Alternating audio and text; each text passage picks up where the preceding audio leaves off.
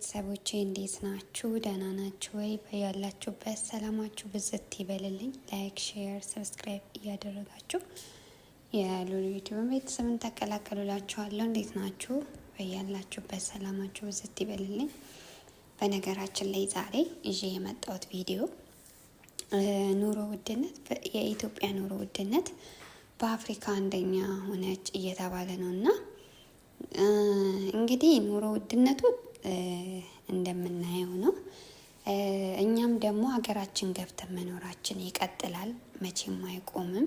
በተለይ አረብ ሀገር ላለን ሴቶች፣ አረብ ሀገር ሌላን የምንሰቃይ ወንድሞችና እህቶቼ የምሬን ነው። ይሄን ነገር ኑሮ ውድነት ይወደዳል፣ ግን እኛ ደግሞ ሀገራችን ገብተን መኖራችን አይቀርም፣ እንኖራለንም። ኑሮ ተወደደ ተብሎ የሰው ልጅ መቼም ሰው ሀገር ላይ አይቀርም።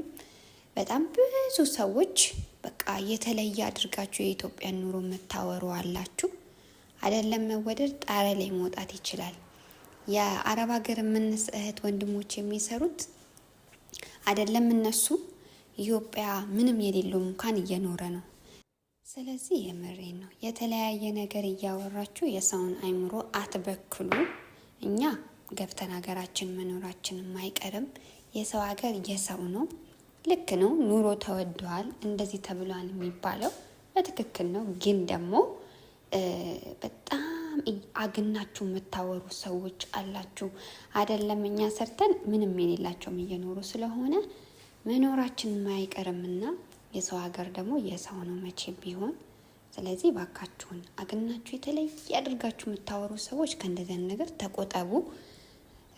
ኑሮ ውድነት ኢትዮጵያ ውስጥ አይደለም በየሀገሩም እየጨመረ ነው፣ ግን ልዩነት ትንሽ ስላለን ነው እንጂ እዚህ ሀገር ላይ የምንገዛው ወደ ኢትዮጵያ ቢመነዘር ዞሮ ያው ነው። ወደዚህ ሀገር ሲመጣ እዚህ ሀገር ለምሳሌ እናንተ $70 የምትገዙት የሆነ ነገር ቢኖር $70 ብትመነዘሩት ኢትዮጵያ ይገዛል።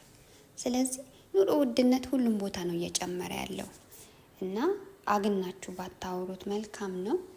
ሰው ደግሞ መኖር እስካለበት ይኖራል። በተለይ ደግሞ አረብ ሀገር ለምንሰራ እህት ወንድሞቼ እድሜ ልካቸውን እየተሰቃዩ ሰው ሀገር እንዲቀሩ ፈልጋችሁ ይሁን አይዱን ነው።